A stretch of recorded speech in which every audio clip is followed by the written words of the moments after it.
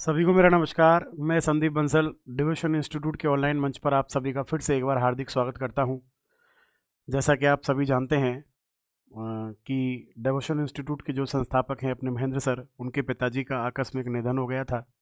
तो इस वजह से क्लासेस को लगातार नहीं चलाया जा सकता था, लेकिन फिर भी आपके एग्ज़ाम को ध्यान रखते हुए और आपसे जो कमिटमेंट दिया था उसको पूरा निभाने के लिए हमने कुछ क्लासेज दोबारा से शुरू की हैं।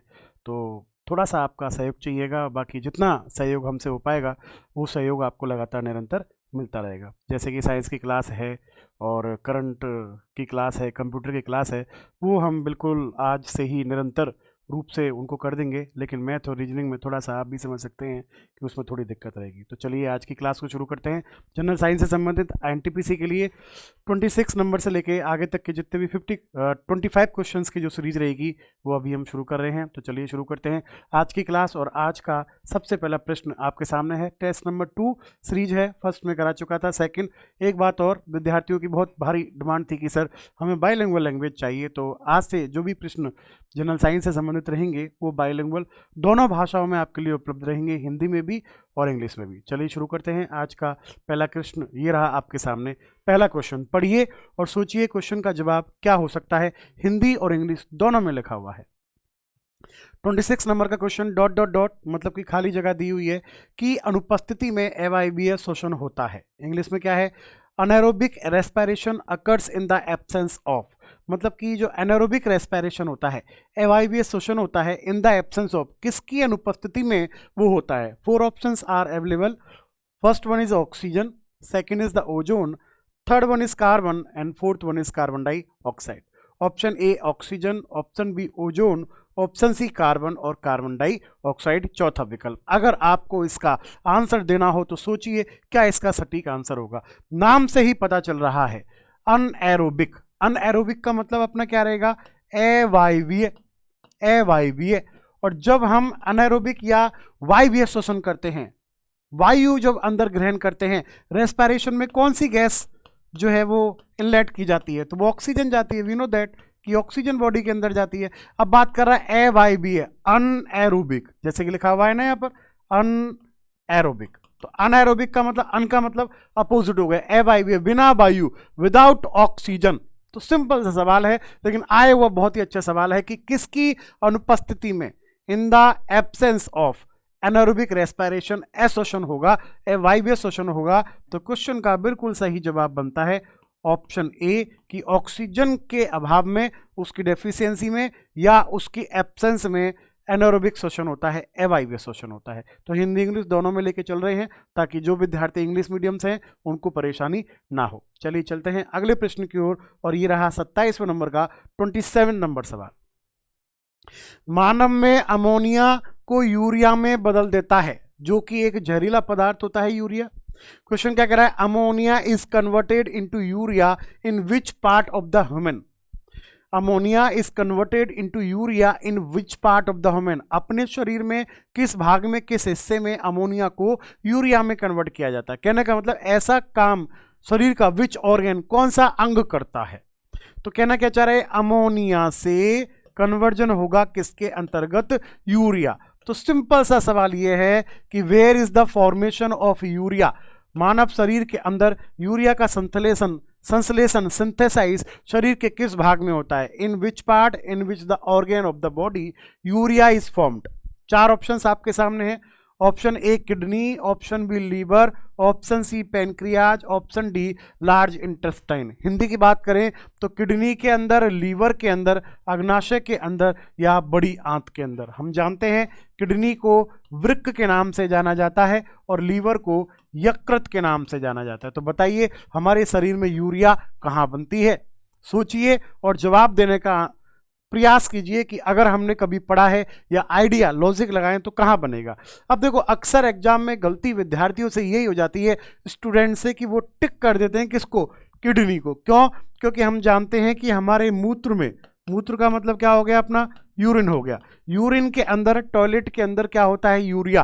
तो अपन क्या सोचते हैं कि टॉयलेट का जो फॉर्मेशन है, मूत्र का जो निर्माण होता है वो किडनी में होता है। तो इसका मतलब यूरिया भी कहाँ बन रहा होगा? किडनी में। गलत जवाब। याद रखना, यूरिया का जो निर्माण होता है वो लीवर यकृत में होता है, लीवर यकृत में होता है। तो इस क्वेश्चन का सही जवाब क्या होगा? ऑप्शन बी लीवर होगा। क्लियर है? तो यकृत में यूरिया का निर्माण होता है, ना कि किडनी में। कंफ्यूजन जो होगा वो इन दो ऑप्शंस में होता है, या तो किडनी के अंतर्गत या फिर लीवर। तो याद रखना क्वेश्चन का बिल्कुल करेक्ट आंसर होगा ऑप्शन बी। और बी में ऑप्शन में क्या दिखा हुआ है? लीवर यकृत, कि यूरिया का निर्माण शरीर में यकृत मतलब लीवर में होता है। अमोनिया का जो कन्वर्जन होगा यूरिया में वो कहाँ होगा? Which part of the body? Liver यकृत में। तो ये था आपका सेकंड नंबर का, मतलब कि 27 नंबर का क्वेश्चन। चलिए चलते हैं अगले प्रश्न की ओर, और ये रहा आपका 28 नंबर का सवाल। पढ़िए, लगाइए दिमाग, क्या इसका आंसर होगा? किडनी की संरचनात्मक इकाई है। The structural unit of the kidney is what? First option is neuron, second option is the साइटोन, third option is the ketone and fourth option is the nephron. कहने का मतलब क्या है? What's the meaning of this? Meaning ये है कि kidney किससे बनी हुई होती है, किडनी के अंदर क्या होता है, what are the inside the kidney. Kidney के अंदर होता क्या है? तो हम जानते हैं कि हमारे शरीर में जो किडनियां होती हैं वो नॉर्मली कितनी किडनियां होती हैं अपने शरीर में? राजमा जैसे दाने की होती हैं, 2 किडनियां होती हैं। अब इन किडनियों में बहुत ही सूक्ष्म नुमा संरचनाएं होती हैं, बहुत ही छोटी छोटी नलियां होती हैं, और वो प्रत्येक किडनी में लगभग कितनी होती है? 10 लाख, 10 लाख होती हैं, 10 लाख। एवरी किडनी में वो जो संरचना स्ट्रक्चर, वो जो माइक्रो ट्यूब्स होती हैं, छोटी ट्यूब्स, वो 10 लाख होती है। उसका नाम पूछा गया कि किसकी बनी होती है। 4 ऑप्शंस दिए हुए, न्यूरॉन, साइटोन, कीटोन और नेफ्रॉन। तो आपने नाम सुना होगा। इस क्वेश्चन का बिल्कुल सही जवाब होगा ऑप्शन डी, नेफ्रॉन। किडनी किससे मिलकर बनी होती है? नेफ्रॉन से मिलकर बनी होती है। नेफ्रॉन को याद रखना वृक्कक भी कहा जाता है, वृक्कक, या हिंदी में इसका एक नाम और चलता है वृक्काणु, या फिर इसको वृक्कीय नलिका के नाम से भी जाना जाता है। तीनों ही नाम, 4 नाम याद रख लो आप। वृक्कीय नलियां, वृक्काणु, वृक्कक, या इंग्लिश में कहते हैं नेफ्रॉन। तो स्ट्रक्चरल यूनिट, स्ट्रक्चरल क्या, एक्टिविस्ट भी यही है, फंक्शनल भी यही है। क्रियात्मक और संरचनात्मक इकाई जो उत्सर्जन तंत्र की होती है, जो किडनी की होती है, एक्जेक्टरी सिस्टम की जो होती है, वो नेफ्रॉन ही होती है। तो किडनी की संरचनात्मक इकाई है, the structural unit of the kidney is what? Nephron. Option D, nephron. तो क्वेश्चन का सही जवाब। और ये भी याद रखना, इन एवरी किडनी, प्रत्येक किडनी में नंबर ऑफ नेफ्रॉन्स कितने होते हैं? Approximate 10 lakh, 1 million. तो दोनों में मिलाकर टोटल कितनी हो जाती है? अप्रोक्स 2 मिलियन, मतलब कि 20 लाख हो जाती है। चलिए चलते हैं अगले प्रश्न की ओर, और ये रहा आपका अगला सवाल। पढ़िए थोड़ा सा, क्या कह रहा है क्वेश्चन। निम्न में से कौन सा यौगिक गुर्दे की पथरी का निर्माण करने वाला सर्वाधिक सामान्य यौगिक है? कहने का मतलब बॉडी में जो स्टोन बनती है, पथरी जो बनती है, वो किसकी बनी होती है? विच of the following is the most common compound that produces kidney stone? Stone का केमिकल नेम क्या है? पथरी जो बनती है उसका केमिकल नेम, रासायनिक नाम क्या है? 4 ऑप्शंस दिए हुए हैं, calcium oxalate, magnesium oxide, sodium bicarbonate and the magnesium citrate. बताओ इन चारों में से बिल्कुल करेक्ट आंसर क्या होगा? सोचिए थोड़ा सा, 10 सेकंड का दिमाग लगाइए। मैं तो अभी आंसर आपको बताऊंगा ही डेफिनेटली कि क्वेश्चन का सही जवाब क्या होगा, लेकिन अगर आपको आंसर देना हो तो इस क्वेश्चन का सही जवाब आपके मायने में क्या होगा? गुर्दे की पथरी, किडनी स्टोन। देखिए पथरी जो होती है, या आप उसको पत्थर बोलते हैं, इंग्लिश में कहते हैं स्टोन। इसका केमिकल जो फॉर्मूला होता है वो होता है CaC2O4। CaC2O4 एक्चुअल में होता क्या है, जब और बॉडी, अपनी बॉडी के अंदर कैल्शियम का फॉर्मेशन ज़्यादा होने लगता है और वो सुपाच्य पचता नहीं है, तो वो जब किडनी उसको छानती है, फिल्टर करती है, तो वो एक जगह कैल्शियम छन कर इकट्ठा होता चला जाता है, जिसको स्टोन की डिजीज बोल देते हैं। पथरी हो जाना, पत्थर का बॉडी में बन जाना। उसका केमिकल नेम होता है CaC2O4, जिसको केमिकल की फॉर्म में नेम क्या है, उसका रासायनिक नाम क्या रहेगा? Calcium oxalate, calcium oxalate. तो चार ऑप्शंस में से चेक करो कैल्शियम ऑक्सलेट कहाँ लिखा हुआ है। Option A is the correct answer for this question. इस क्वेश्चन के लिए बिल्कुल सही जवाब क्या होगा, कैल्शियम ऑक्सलेट। और साथ ही साथ याद रखना अक्सर एग्जाम में इसका सूत्र, इसका फॉर्मूला भी पूछ लिया जाता है, और फॉर्मूला लिखा हुआ है क्या, CaC2O4 कैल्शियम ऑक्सलेट। तो बॉडी के अंदर जो पतरी पत्थर बनता है वो किसका बना होता है, कैल्शियम ऑक्सलेट का बना होता है। क्लियर है सभी को। चलिए चलते हैं, और ये रहा आपका नेक्स्ट क्वेश्चन 30th नंबर का क्वेश्चन। पढ़िए क्या कह रहा है क्वेश्चन। शरीर का कौन सा अंग खून के शुद्धिकरण से संबंधित है। Which part of the body is related to purification of blood. Blood को प्योरीफाई बॉडी का कौन सा ऑर्गेन करता है। 4 ऑप्शंस आर अवेलेबल। ए में दिया हुआ है दिल, मीन्स हार्ट। ऑप्शन बी पित्ताशय, इंग्लिश में means what, gall bladder. Option C गुर्दा, मीन्स किडनी। ऑप्शन डी प्लीहा, मीन्स स्प्लीन। प्लीहा को याद रखना, कभी कभी तिल्ली और लिख दिया जाता है, प्लीहा को हिंदी में तिल्ली भी कहते हैं, जिसका इंग्लिश नेम होता है स्प्लीन।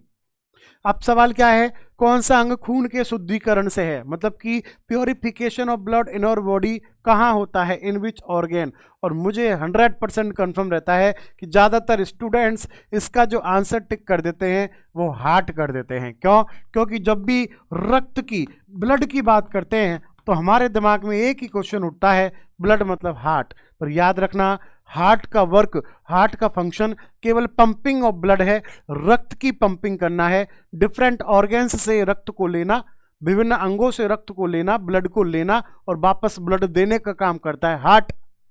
हार्ट में अगर प्योर आएगा शुद्ध तो वापस प्योर ही निकलेगा, अगर इम्प्योर आया अशुद्ध तो वापस इम्प्योर ही निकलेगा। हार्ट कभी भी ब्लड का प्योरिफिकेशन, रक्त का शुद्धिकरण नहीं करता। रक्त का शुद्धिकरण कहाँ होगा इन चार ऑप्शंस में से, ऑप्शन सी गुर्दे, किडनी। जो अभी अभी एक क्वेश्चन आया था कि किडनी में नेफ्रॉन होती हैं, वो नेफ्रॉन क्या करती हैं, रक्त को छानती हैं, ब्लड को फिल्टर करती हैं और क्या बनाती है, यूरिन बनाती हैं। तो याद रखना इस क्वेश्चन का सही जवाब होगा ऑप्शन सी किडनी की। प्योरिफिकेशन ऑफ द ब्लड कहाँ पर कंफर्म होता है अपनी बॉडी में, तो वो आंसर बनेगा क्या, ऑप्शन सी किडनी, गुर्दा, या जिसको हिंदी में वृक्क के नाम से भी जाना जाता है। तो इस क्वेश्चन का बिल्कुल एप्रोप्रिएट आंसर होगा ऑप्शन सी किडनी। चलिए चलते हैं अगले प्रश्न की ओर, और ये रहा आपका नेक्स्ट क्वेश्चन 31। अल्ट्रा फिल्ट्रेशन संबंधित है। Ultra filtration is related to. ये जो अल्ट्रा फिल्ट्रेशन होता है ये क्या होता है, what is the ultra filtration. एक बात मैं आपको बता दूं, अल्ट्रा फिल्ट्रेशन को हिंदी में एक वर्ड के नाम से और जाना जाता है, और इसे कहा जाता है परानिस्यंदन। क्या कहते हैं इसको, परानिस्यंदन के नाम से भी जाना जाता है। अब इसका मतलब क्या होता है, इसका मतलब होता है अल्ट्राफिकेशन मीन्स क्या, सूक्ष्म तरीके से छानना, सूक्ष्म तरीके से छानना मीन्स व्हाट, माइक्रोफिल्टर। माइक्रोफिल्टर, और माइक्रोफिल्टर से वर्ड क्या बन जाता है, अल्ट्राफिकेशन। तो अल्ट्राफिकेशन बॉडी के किस पार्ट में होता है, तो अल्ट्राफिल्ट्रेशन का मतलब वही है कि जब ब्लड किडनी से छनेगा, फिल्टर होगा, तो बहुत ही मान्यूट तरीके से, माइन्यूट का मतलब बहुत ही ज़्यादा सूक्ष्म तरीके से, माइक्रो तरीके से उसको फिल्टर किया जाता है, ताकि उस रक्त की जितनी भी इम्प्योरिटीज़ हैं, अशुद्धियाँ हैं, वो फिल्टर होकर कहाँ निकल जाएं, यूरिन में, मूत्र में निकल जाएं। तो याद रखना अल्ट्रा फिल्ट्रेशन का मतलब क्या हो गया, ऑप्शन सी हो गया, उत्सर्जन, एक्सक्रीशन। एक्सक्रीशन या एक्सक्रीशन आप बोल सकते हो। तो इसका एग्जैक्टरी सिस्टम का क्वेश्चन है कि परानिस्यंदन या अल्ट्राफिकेशन, अल्ट्रा फिल्ट्रेशन का मतलब क्या होता है। तो अल्ट्रा फिल्ट्रेशन का मतलब वही है, कुल मिला के सिंपल बोलें तो रक्त को छानने की प्रक्रिया, filtration of the blood in the minute form, in the micro form is called as the ultra filtration. Clear है, तो ये भी क्वेश्चन समझ में आ गया। चलिए चलते हैं अगले नेक्स्ट क्वेश्चन की ओर। 32 नंबर का क्वेश्चन ये रहा आपके सामने। बताइए क्वेश्चन का सही जवाब क्या होगा।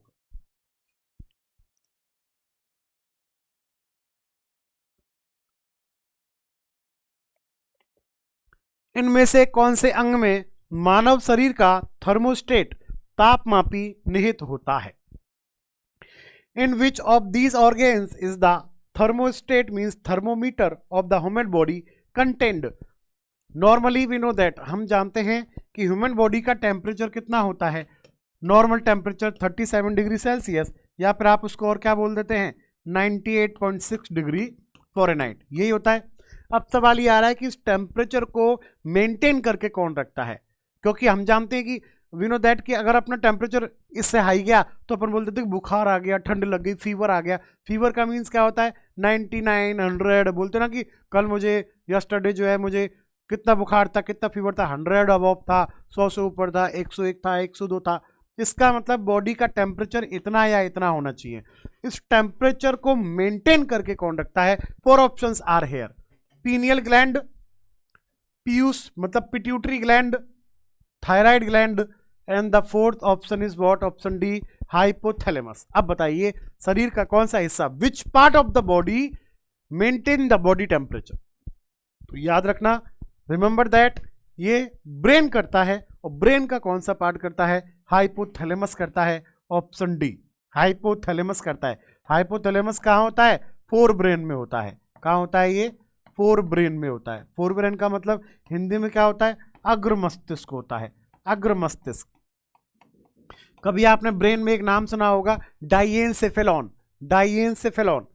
फोर ब्रेन के अंदर एक वर्ड और आता है डाइएनसेफेलॉन। ये डाइएनसेफेलॉन का ही पार्ट होता है कौन? हाइपोथैलेमस होता है, और ये हाइपोथैलेमस बॉडी का टेम्परेचर कंट्रोल करता है। तो इस क्वेश्चन का सही जवाब हो गया option D, hypothalamus. Hypothalamus is what? It's a part of the brain. Which part? Fore brain. Fore brain में किसका पार्ट है? डाइएनसेफेलॉन का पार्ट है। चलिए चलते हैं अगले प्रश्न की ओर, और ये रहा आपका नेक्स्ट क्वेश्चन।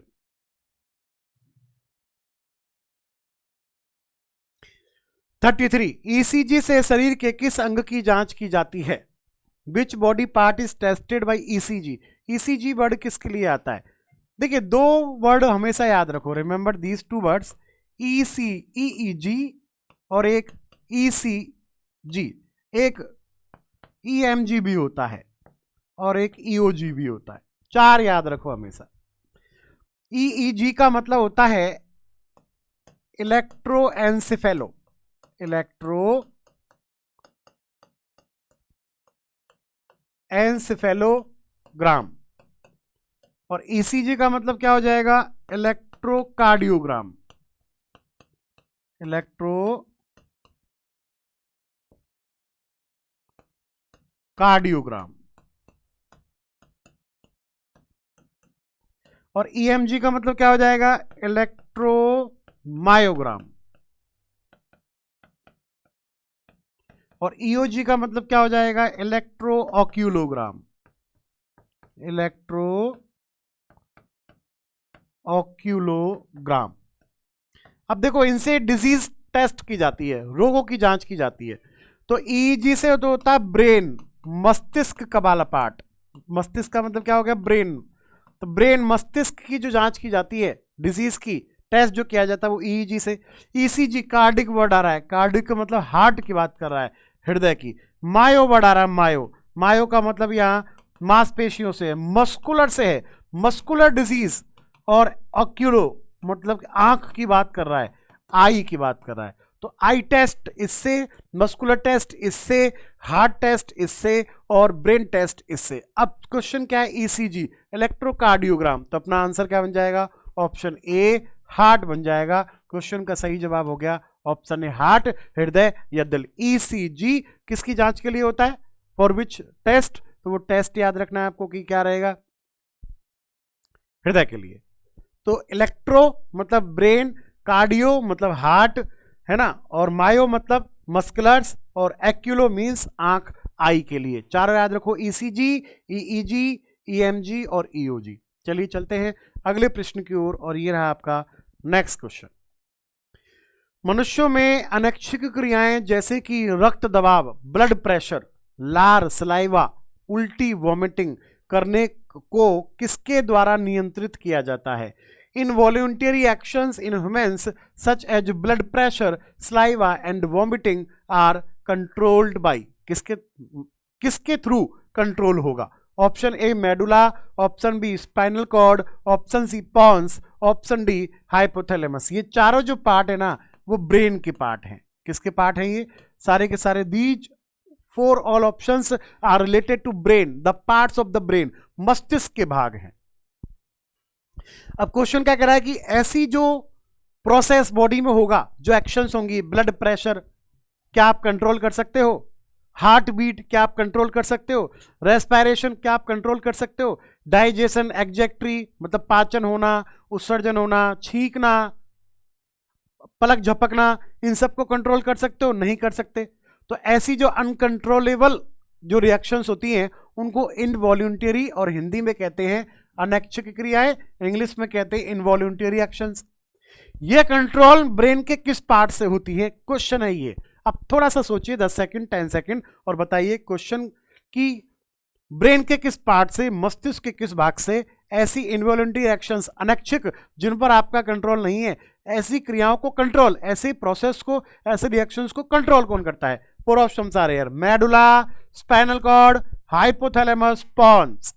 हिंदी में भी उनको यही कहा जाता है, मेडुला, स्पाइनल कॉर्ड। बस इतना बोल सकते हो, स्पाइनल कॉर्ड को हिंदी में मेरू रज्जु कहते हैं, मेरू रज्जु। बाकी मेडुला को मेडुला कहते हैं, पॉन्स को पॉन्स कहते हैं, हाइपोथैलेमस को हाइपोथैलेमस ही याद रखना। क्या होगा इसका सही जवाब बताइए? इस क्वेश्चन का सही जवाब होगा option A, medulla. Involuntary actions के लिए कौन होता है? मेडुला। और वॉल्यूंटरी एक्शंस के लिए जो आप चाहते हैं वही होगा। आप मुट्ठी को बांधो, चाहे खोलो, आप बैठो, चाहे चलो, चाहे फिरो, चाहे घूमो, चाहे लेटो, ऐसी क्रियाएं, ऐसे प्रोसेस जिन पर आपका कंट्रोल है वो कहलाती है वॉल्यूंटरी एक्शंस, ऐच्छिक क्रियाएं। उनको कंट्रोल कौन करता है? Cerebellum, cerebellum. तो याद रखना ऐच्छिक क्रियाओं के लिए कौन रहेगा? ऐच्छिक का मतलब वॉल्यूंटरी, वॉल्यूंटरी एक्शंस के लिए कौन रहेगा? अनुमस्तिष्क रहेगा। वॉल्यूंटरी एक्शंस पे कौन कंट्रोल करेगा? अनुमस्तिष्क। इंग्लिश में क्या कहते हैं इसको?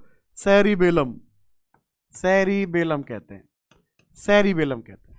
तो याद रखना ये चीज खास तौर पर कि इनवॉल्यूंटरी अनैच्छिक के लिए मेडुला और ऐच्छिक मतलब वॉल्यूंटरी के लिए अनुमस्तिष्क, जिसको इंग्लिश में सेरिबेलम कहा जाता है। चलिए चलते हैं अगले 35 नंबर क्वेश्चन के लिए, और ये रहा आपका नेक्स्ट क्वेश्चन।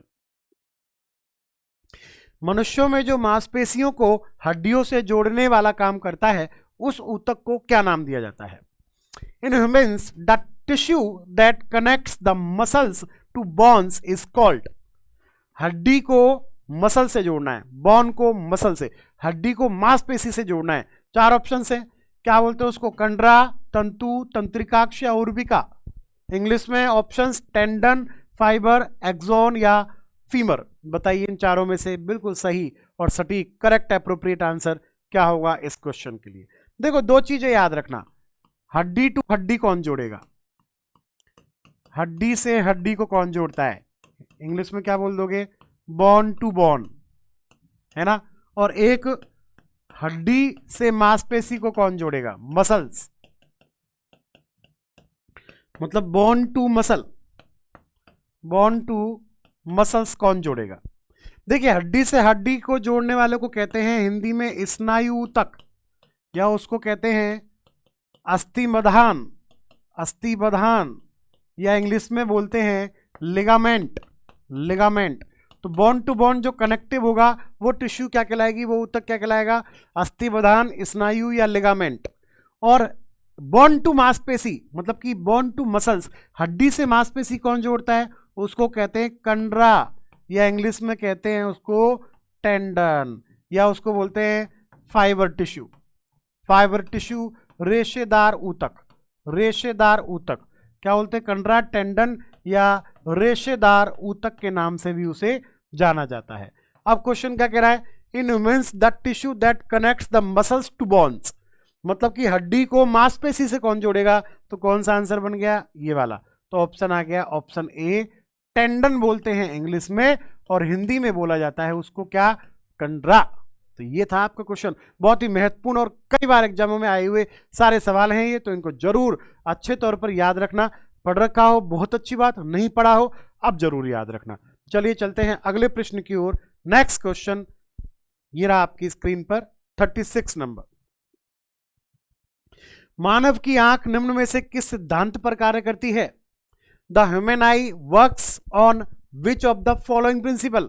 ये आंख नेत्र की बात कर रहा है, आई की बात कर रहा है। On which principle? 4 ऑप्शंस आ रहे हैं, 4 विकल्प दिए हुए हैं। प्रकाश के प्रकीर्णन, स्कैटरिंग ऑफ लाइट, प्रकाश के परिक्षेपण, डिस्पर्जन ऑफ लाइट, प्रकाश के अपवर्तन, रिफ्रैक्शन ऑफ लाइट, और प्रकाश के परावर्तन, रिफ्लेक्शन ऑफ लाइट। बताइए क्वेश्चन का सही जवाब क्या होगा? कि आंख की बात कर रहा है, तो आंख में जो इमेज बनेगी या आंख का जो थ्योरी है, वर्क है, वो किस पर डिपेंड करता है? On which theory? Scattering, dispersion, reflection या रिफ्रैक्शन? प्रकीर्णन, अपवर्तन, परावर्तन या परिक्षेपण? अब मुझे एक बात बताइए, लाइट आई, अपने आंख आई पर पड़ी, फॉर्मेशन, अंदर प्रवेश, एंट्री हुई, जैसी अंदर जाएगा, अगर मान लो परावर्तन का, रिफ्लेक्शन का मींस क्या है? कि आई स्ट्राइक करी और रिफ्लेक्ट हो गई, वापस चली गई रिटर्न, तो वो कहलाएगा परावर्तन। अब यदि बाहर से ही वो रिफ्लेक्ट हो गई, वापस चली गई, तो इमेज कैसे बनेगी? तो लाइट का एंटर होना in the I, on the lens, on the retina must है, जरूरी है। तो आंख में प्रकाश को प्रवेश करना कंपलसरी है। एंट्री ऑफ लाइट रे in the eyes must compulsory है। और जब एक मीडियम से दूसरे मीडियम में, एक माध्यम से दूसरे माध्यम में प्रकाश की किरण प्रवेश करती है, enter of the light ray from one medium to other medium called as the refraction of light, अपवर्तन ऑफ प्रकाश, मतलब प्रकाश का अपवर्तन, रिफ्रैक्शन ऑफ लाइट। तो इसका मतलब आंख में प्रकाश प्रवेश करता है, लाइट रे एंटर्स इन द आई, तो वो क्या हो गया? मीडियम चेंज हो गया। और मीडियम चेंज का मतलब हो गया, कौन सा ऑप्शन होगा? ऑप्शन कौन सा होगा? Option C, refraction of the light, प्रकाश का अपवर्तन इज द करेक्ट आंसर। ठीक है, तो ये था आपका क्वेश्चन आंख से संबंधित, कि the theory of the I depends on which concept. तो क्वेश्चन 36 का आंसर रिफ्रैक्शन ऑफ लाइट, प्रकाश का अपवर्तन। चलिए चलते हैं अगले प्रश्न की ओर, और ये रहा आपका अगला सवाल। 37, एकमात्र अधातु है जो तरल अवस्था में पाई जाती है। Which is the only non metal that exist in the liquid state? 4 options. First bromine, second one is the पारा, third is helium, fourth one is the bromine.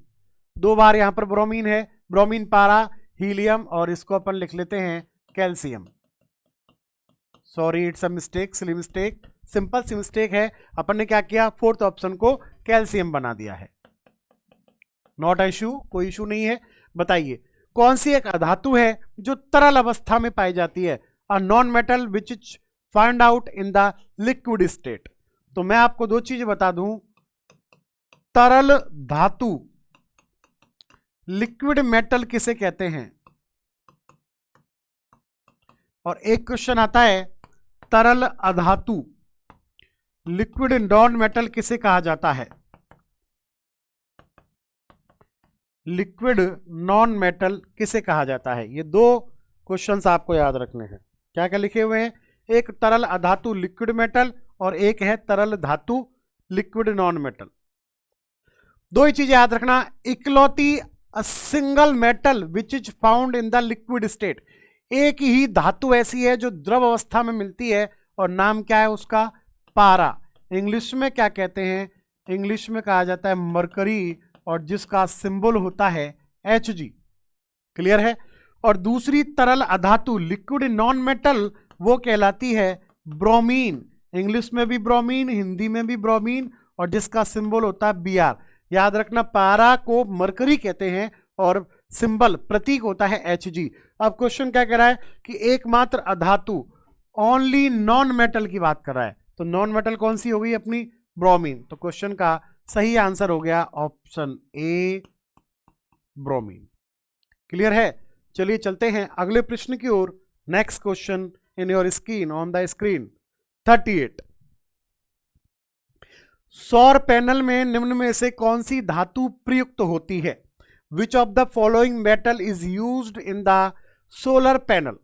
आजकल आपने देखा होगा घरों पे, ट्रेनों पे, बसों पे, या बड़ी बड़ी बिल्डिंग्स या फैक्ट्रीज हैं, वहाँ सोलर पैनल लगे हुए हैं, ब्लू से कलर के होते हैं, नीले नीले से। उन पर सनलाइट पड़ती है और इलेक्ट्रिसिटी जनरेट होती है, वो स्टोर हो जाती है। तो उसी से क्वेश्चन है। तो कह रहा है कि सौर पैनल में कौन सी धातु, which metal, 4 options are here. सोना means gold, silicon means silicon, चांदी मींस सिल्वर, तांबा मींस कॉपर। मैं आपको सिंबल भी बता देता हूं। सोना गोल्ड होता है AU, चांदी होती है AG अर्जेंटिनम, सिलिकॉन होती है SI और तांबा की बात कर रहा है CU।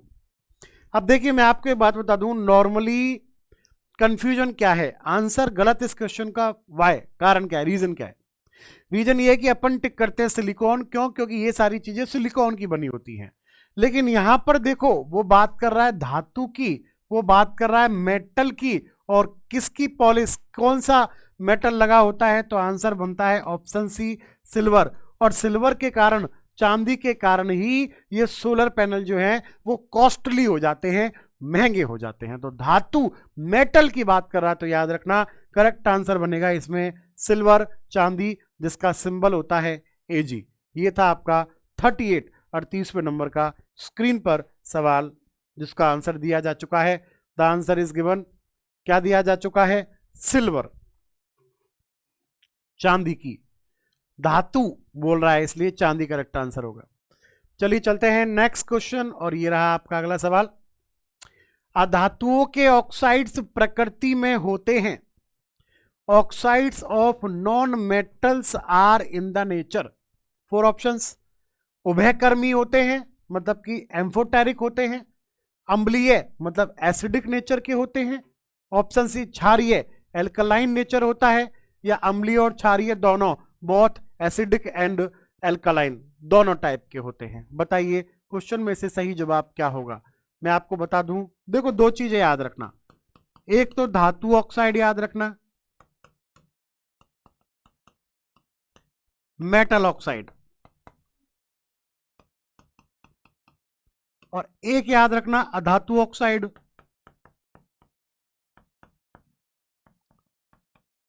जिसका नाम क्या पड़ गया, non metal oxide. Always remember this question. धातु ऑक्साइड जो होते हैं, धातु ऑक्साइड्स वो होते हैं बेसिक, या उसको आप बोल सकते हो एल्कलाइन, या हिंदी में उसे कहते हैं क्षारीय प्रवृत्ति।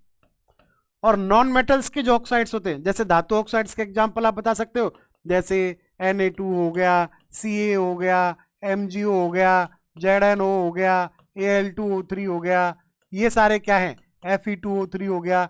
ये सब मेटेलिक ऑक्साइड्स हैं, धातु के ऑक्साइड्स हैं जो बेसिक क्षारीय प्रकृति के होते हैं। और अधातु नॉन मेटल ऑक्साइड्स जैसे कार्बन डाइऑक्साइड हो गया, सल्फर डाइऑक्साइड हो गया, नाइट्रोजन डाइऑक्साइड हो गया, ऐसी ये होती हैं अम्लीय। अम्लीय का मतलब acidic nature.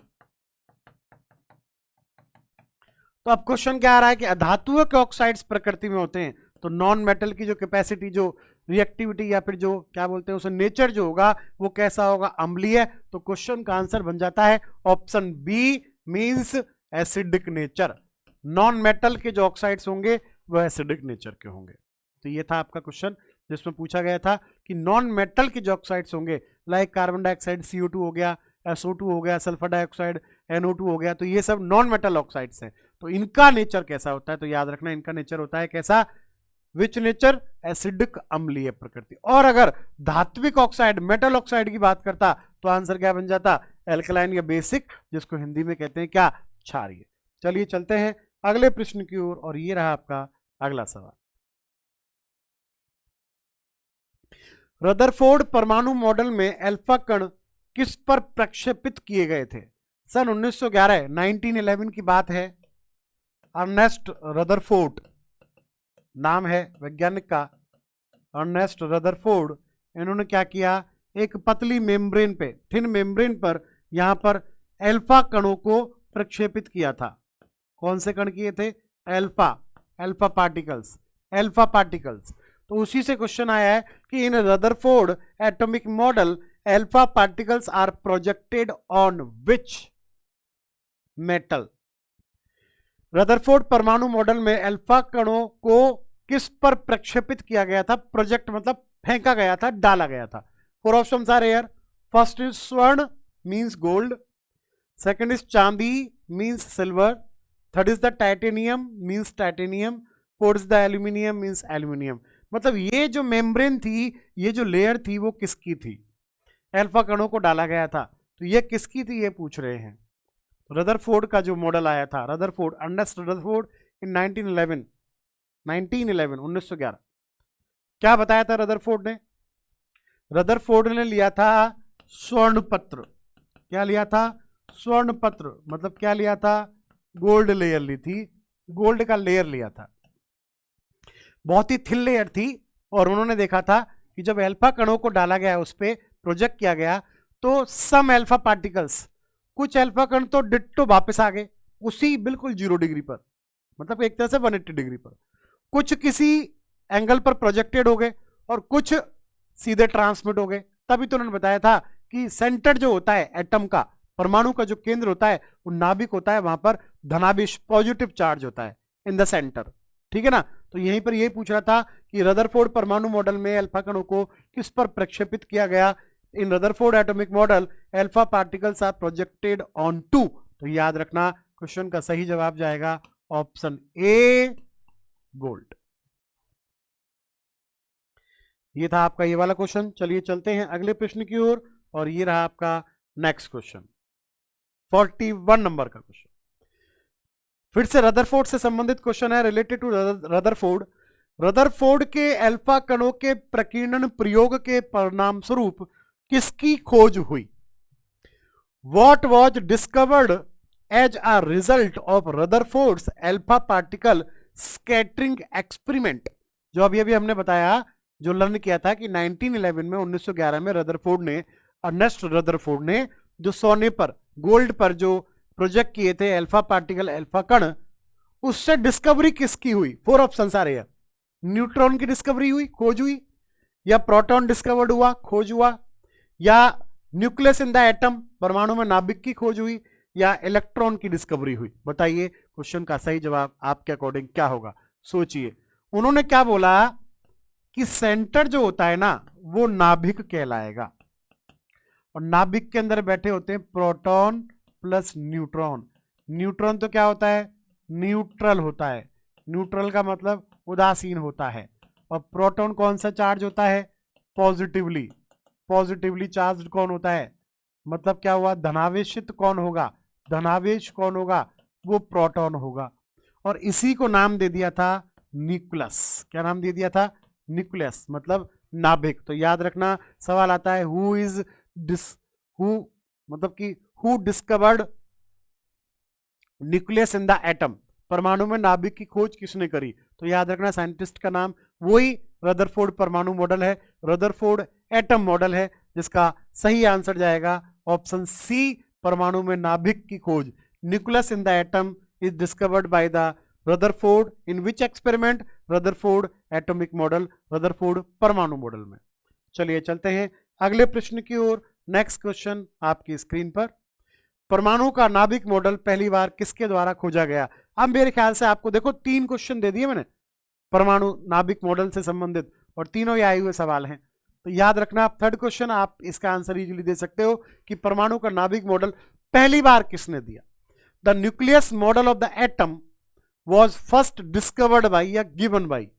4 options, Ernest Rutherford, Dmitri Mendeleev, Niels Bohr, या लुईस पास्चर। तो क्वेश्चन का आंसर बन जाता है ऑप्शन ए, अर्नेस्ट रदरफोर्ड। और अभी अभी हमने इसका सन भी बताया था, 1911 की बात है। ठीक है, चलिए चलते हैं अगले प्रश्न की ओर, और ये रहा आपका नेक्स्ट क्वेश्चन 43। एम कक्ष में शामिल होने वाले इलेक्ट्रॉनों की अधिकतम संख्या होगी। What is the maximum number of the electrons that M shell can hold in a cell? कि एम जो कक्ष होता है, एम सेल, आप जानते हो कि क्या होता है, के एल एम एन ओ, इस तरह से चलते जाते हैं। मान लो ये आपका नाभिक हो गया, न्यूक्लियस हो गया। क्या हो गया? न्यूक्लियस। तो फर्स्ट जो ऑर्बिट रहेगी, सेकंड ऑर्बिट रहेगी, first orbit, second orbit, third orbit. तो फर्स्ट, जैसे ये तो हो गया अपना न्यूक्लियस, फर्स्ट ऑर्बिट क्या हो जाएगी? के, सेकंड क्या हो जाएगी? एम, एल, एन, ओ, इस तरह से। तो जब कभी भी ऑर्बिट, कक्ष की बात करें कि नाभिक के जो परमाणु का जो नाभिक है उसके चारों ओर अराउंड में जो ऑर्बिट्स चल रहे हैं जिनमें इलेक्ट्रॉन रिवॉल्यूशन कर रहे हैं, इलेक्ट्रॉन का रिवॉल्यूशन हो रहा है, इलेक्ट्रॉन परिक्रमण चक्कर काट रहे हैं, उनकी कक्षाओं को इलेक्ट्रॉनों की जो संख्या भरी जाती है, formula is what 2n²।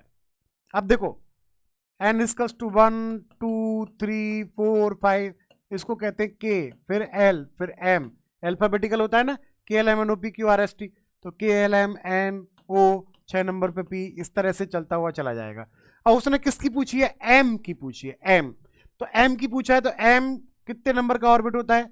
3 number का। तो यहां पर क्या करोगे आप? 2 × 3 का स्क्वायर, 2 × 3 × 3 9, और 9 2 जा कितना हो गया? 18। KLM, तो m की जगह क्या आ गया? 3, 3 का स्क्वायर कितना हो गया? 9, 9 × 2 18। तो इस क्वेश्चन का करेक्ट आंसर बन जाएगा ऑप्शन सी 18। अगर मान लो वो पूछ लेता क्या, k का पूछ लेता, तो देखो k के लिए कैसे निकालोगे? 2 1 का स्क्वायर, l के लिए कैसे निकालोगे? 2 2 का स्क्वायर, m के लिए कैसे निकालोगे? 2 3 का स्क्वायर, KLM n के लिए कैसे निकालोगे? 2 4 का स्क्वायर। ये करोगे तो कितना आएगा? 2, ये करोगे तो कितना आएगा? 8, ये करोगे तो कितना आएगा? 18, ये करोगे तो कितना हो जाएगा? 32। इस तरह से 2 8 18 32 इस तरह से बढ़ते हुए चले जाते हैं। तो याद रखना formula, number of maximum number of electrons in a orbit, तो फॉर्मूला क्या आएगा? 2n²। n क्या है? जो number sequence of the orbit, k के लिए 1, l के लिए 2, m के लिए 3, n के लिए 4, ऐसे KLMNO, और उधर चलेगा 1 2 3 4 5, इस तरह से भर देना। तो इस क्वेश्चन का सही करेक्ट आंसर हो जाएगा option C 18 for the m orbit, m कक्षा। What are the maximum number of electrons that m shell can hold in a cell? m कक्ष में शामिल हो सकने वाले इलेक्ट्रॉनों की अधिकतम संख्या कितनी होगी? 2n², 3 का स्क्वायर 9, 9 × 2 18। चलिए चलते हैं अगला क्वेश्चन, नेक्स्ट क्वेश्चन आपकी स्क्रीन पर। 44,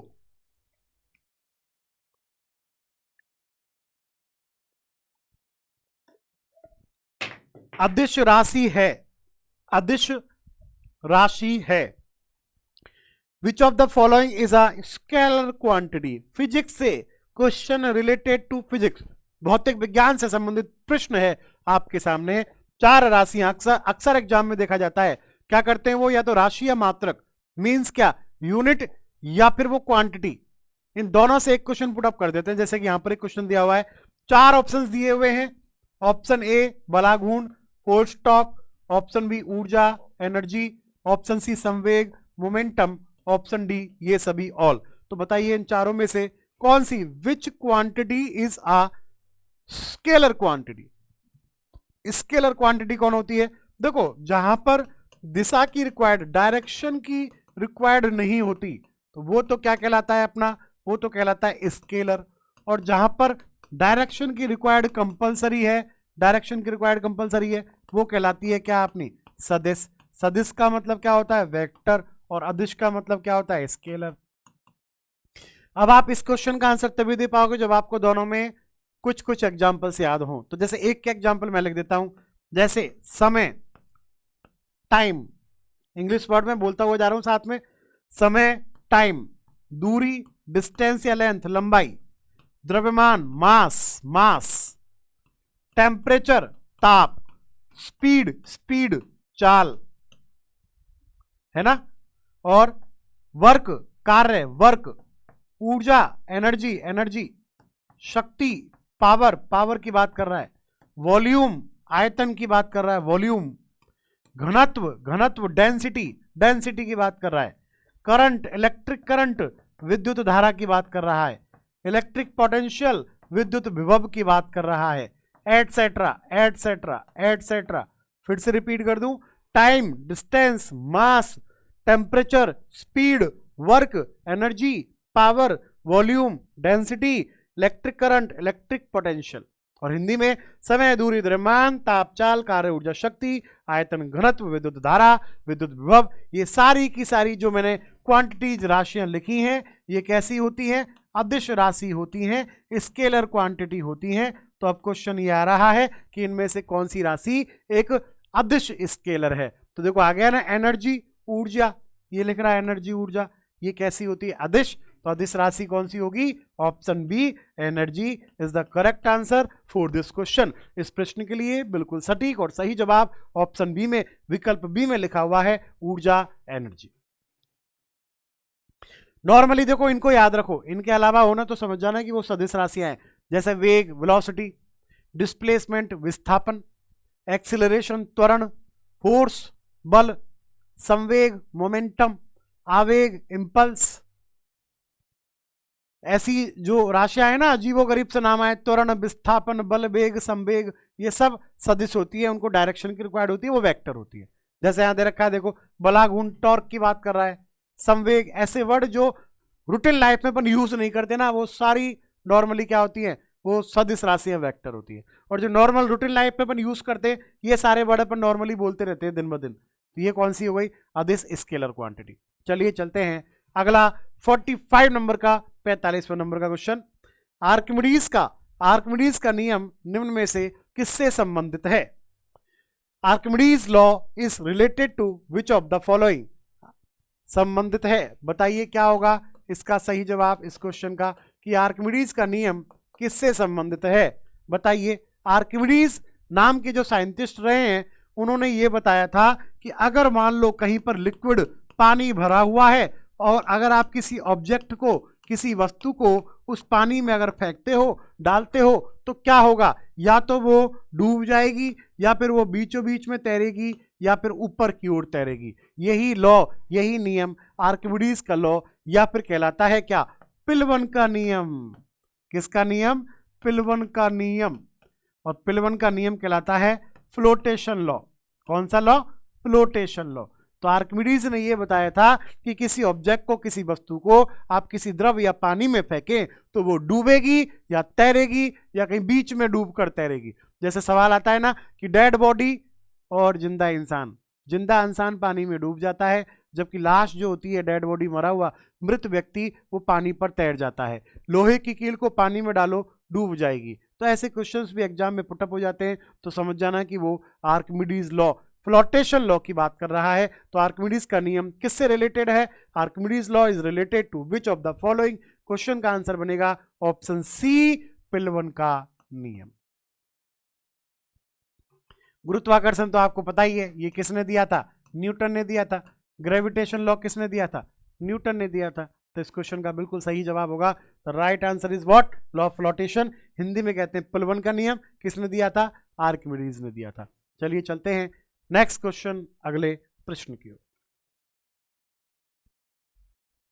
46, किस वैज्ञानिक ने सर्वप्रथम बर्फ के दो टुकड़ों को आपस में घिसकर पिघला दिया? दो बर्फ के टुकड़े लिए, आइस क्यूब्स, उनको फ्रिक्शन किया, घिसा, और क्या हुआ? पिघल गई। तो उन्होंने बताया कि जब दो ऑब्जेक्ट्स को आप घिसते हो, आपस में फ्रिक्शनाइज करते हो, तो क्या होता है? वहां पर हीट जनरेट हो जाती है। क्या होती है? हीट जनरेट हो जाती है। तो क्वेश्चन ये कह रहा है कि किस वैज्ञानिक ने सर्वप्रथम बर्फ के दो टुकड़ों को आपस में घिसकर पिघला दिया? Which scientist first rubbed and melted to pieces of ice? Rubbed and melted to pieces of ice. किस वैज्ञानिक ने सर्वप्रथम बर्फ के दो टुकड़ों को आपस में घिसकर पिघला दिया? तो आपको तो यहां पर साइंटिस्ट का नाम याद रखना है। शायद आपको आता होगा, नहीं पता हो तो अब इस क्वेश्चन का आंसर याद रखना। इस क्वेश्चन का सही जवाब होता है ऑप्शन सी, डेवी। डेवी नाम है उन साइंटिस्ट का, उन वैज्ञानिक का, जिन्होंने बताया कि आइस क्यूब्स के दो पीसेस को, बर्फ के दो टुकड़ों को अगर मैं रब करूं, घिसूं, तो वो मेल्ट हो जाती है, वहां heat produce due to the friction होने लगती है। अपन हाथों को भी रब करें ऐसे, तो अब सर्दियों में क्या करते हैं अपन, और ठंड लग रही है बहुत ज्यादा, हु करके ऐसे रगड़ते रहते हैं। रगड़ने से क्या होगा? रब करने से एनर्जी हीट होती है। एनर्जी जो हीट है वो क्या होती है? ऊष्मा, वो जनरेट होने लगती है, फॉर्म होने लगती है। तो बर्फ के दो टुकड़ों को ऐसे घिसा तो क्या हुआ? हीट जनरेट के कारण क्या हो गई? वो पिघलने लग गई। चलिए चलते हैं अगले प्रश्न की ओर। निम्न में से किसके द्वारा अधिक जलन पैदा होती है? Which one of the following produces more inflammation? Four options are air, steam, option B hot air, option C rays of the sun, and the D is all of these. भाप, गर्म हवा, सूर्य की किरणें, ये सभी। अक्सर अपन क्या समझते हैं? इन्फ्लेमेशन मतलब कि जलन। जैसे मान लो कोई हॉट, कोई यूटेंसिल है, हॉट कोई ऑब्जेक्ट है, वो गर्म है, बहुत ज़्यादा गर्म हो गई, तो उसको टच कर लेते हैं तो अपन हाथ को खींच लेते हैं कि भाई गर्मी लग गई, मतलब कि जलन महसूस हो गई, जल गई, उंगली जल गई। तो जलन एक्चुअल में ये चीज डिपेंड करती है ऑन द बेसिस ऑफ गुप्त ऊष्मा। गुप्त ऊष्मा को इंग्लिश में कहते हैं लेटेंट हीट। क्या कहलाती है ये? लेटेंट हीट कहलाती है। अब जिसकी ज्यादा गुप्त ऊष्मा होगी ना, उससे जलन अधिक महसूस होगी। तो इन सब में जो भी लिखा हुआ है ना, भाप हो चाहे मतलब गर्म हवा हो, चाहे सूर्य की किरणें हो, चाहे उबलता हुआ पानी हो, बॉइलिंग वाटर हो, चाहे रेज ऑफ द सन हो, चाहे हॉट एयर हो, इन सब से ज्यादा हाईएस्ट जो होती है लेटेंट हीट, वो किसके पास होती है? भाप के पास होती है, स्टीम के पास होती है। इसलिए सवाल आता है, क्वेश्चन जो आता है कि भाई इन्फ्लेमेशन या जो जलन है वो किससे अधिक महसूस होगी? तो आपको आंसर क्या टिक करना है? Option A. तो इस क्वेश्चन का करेक्ट आंसर क्या हो जाएगा? ऑप्शन ए, भाप की उबलते हुए जल, बॉइलिंग वाटर के कंपेयर में, या सनरेज के कंपेयर में, या हॉट एयर के कंपेयर में, गर्म वायु के तुलना में सबसे अधिक जलन महसूस किससे होती है? स्टीम, भाप से होती है। चलिए चलते हैं अगले प्रश्न की ओर, और ये रहा आपका 48वें नंबर का नेक्स्ट क्वेश्चन 48। ध्वनि तरंगों की प्रकृति होती है। What is the nature of sound waves? 4 विकल्प दिए हुए हैं। अनुदैर्घ्य, अप्रगामी, अनुप्रस्थ, विद्युत चुंबकीय, non responsive, non progressive, transverse और इलेक्ट्रोमैग्नेटिक। अब सवाल ये क्या आता है, चलिए देखिए। 2 चीजें याद रखना। एक याद रखना प्रकाश तरंगे, और एक याद रखना ध्वनि तरंगे। ध्वनि तरंगे का मतलब कौन सी वेव्स हो गई? Sound waves. और प्रकाश तरंगे मतलब लाइट या ऑप्टिक वेव्स हो गई। देखो, जब प्रकाश तरंग इस तरह से जब निकल जाती है तो क्या होता है? माध्यम के जो कण है, पार्टिकल्स ऑफ द मीडियम, वो कैसे वाइब्रेट होते हैं, कंपन कैसे करते हैं? ऊपर नीचे ऊपर नीचे ऊपर नीचे, इस तरह से। तो ये प्रकृति, ये नेचर तो कहलाता है transverse. It is called as transverse, या हिंदी में कहते हैं हम क्या? अनुप्रस्थ कहते हैं। ठीक है। और जब ध्वनि तरंग चलती है, मान लो ये साउंड वेव क्रॉस करी, कहीं से मूव करी, पास करी, तो क्या होगा? जो पार्टिकल ऑफ मीडियम है, माध्यम का कण, थोड़ा आगे थोड़ा पीछे, थोड़ा आगे थोड़ा पीछे, इस तरह से मूव करेगा। तो ये जो नेचर है, ये जो प्रकृति है, उसको कहते हैं अनुदैर्घ्य। और इंग्लिश में क्या कहते हैं उसको? नॉन रेस्पॉन्सिव, या इसका एक नाम और चलता है लॉन्गिट्यूडनल। क्या बोलते हैं इसको? लॉन्गिट्यूडनल बोलते हैं। तो देखो, ध्वनि तरंगे ये प्रकृति अनुदैर्घ्य की होती है। तो याद रखना, ध्वनि तरंगे की प्रकृति, the nature of the sound waves, the longitudinal और नॉन रेस्पॉन्सिव, या अनुदैर्घ्य कहते हैं। और अनुप्रस्थ की बात करें, प्रकाश तरंगों की बात करें,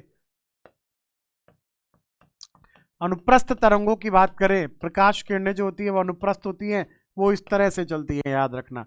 तो ये अनुप्रस्थ मतलब कि ट्रांसवर्स नेचर होता है। तो प्रकाश, अब देखो याद भी कर सकते हो आप, प्रकाश में क्या आ रहा है? प्रे। अनुप्रस्थ में भी क्या आ रहा है? देखो, प्रे। तो सेम सा फंडा हो गया। ध्वनि तरंगों में क्या आ रहा है? ध्य। और प्रकृति, नेचर कैसा होता है साउंड में? अनुदैर्घ्य। तो यहां पर भी क्या आ रहा है? ध्य। तो ध्य सेम, प्रा सेम। क्वेश्चन क्या है? ध्वनि तरंगों की प्रकृति होती है। What is the nature of sound waves? तो यहां पर तो पैरेलल वाइब्रेशन होता है, समांतर। यहां लंबवत, परपेंडिकुलर, नॉर्मल वाइब्रेशन होता है 90 डिग्री पर।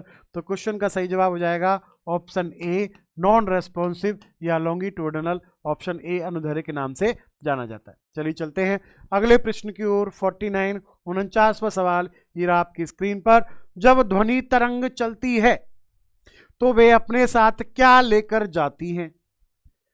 What does sound wave take with it when it moves? 4 options दिए हुए हैं, द्रव्यमान, ध्वनि, ऊर्जा या डी, इनमें से कोई नहीं। कौन कौन से हैं? 4 विकल्प आप है, 4 ऑब्जेक्ट्स आ रहे हैं। कौन कौन से अपने options? Mass, sound, energy, none of these. द्रव्यमान, ध्वनि, ऊर्जा और इनमें से कोई नहीं। तो याद रखना, एनी टाइप ऑफ वेव, किसी भी प्रकार की वेव हो, जब भी वो चलती है तो किसका ट्रांसफॉर्मेशन होता है? वहां ऊर्जा का होता है रूपांतरण, या स्थानांतरण बोलोगे आप, ट्रांसफरेशन होता है, स्थानांतरण। तो एक पार्ट से दूसरे पार्ट पे जो जा रही है वो मूव करती है ऊर्जा। और जब एनर्जी मूव करती है, movement of energy is called as the wave. What is the wave? Movement of energy is called as the wave. तो कोई भी, यहां तो खैर नाम दे दिया, साउंड वेव की बात कर रहा है, ध्वनि तरंग की बात कर रहा है, लेकिन जरूरी नहीं है कि ध्वनि या साउंड हो। एनी टाइप ऑफ वेव, किसी भी प्रकार की तरंग हो, वो अपने साथ क्या लेकर जाती है? ऑप्शन सी, एनर्जी लेकर जाती है। क्लियर है सभी को? और चलते हैं अपने आज की क्लास का अंतिम प्रश्न 50वें नंबर का क्वेश्चन। बताइए क्वेश्चन का आंसर क्या होगा। प्रकाश की गति किसके बीच से जाते हुए न्यूनतम होती है? वायु, जल, कांच, निर्वात। In which medium is the speed of light minimum? Air, water, glass, vacuum. कहने का मतलब कहां पर मिनिमम स्पीड वेलोसिटी होगी लाइट की, मीडियम की। तो याद रखना हाईएस्ट जो होती है वो किस में होती है? निर्वात या वायु में होती है। उससे कम जो लौ जाती है निर्वात वायु का मतलब क्या हो गया? वैक्यूम या एयर।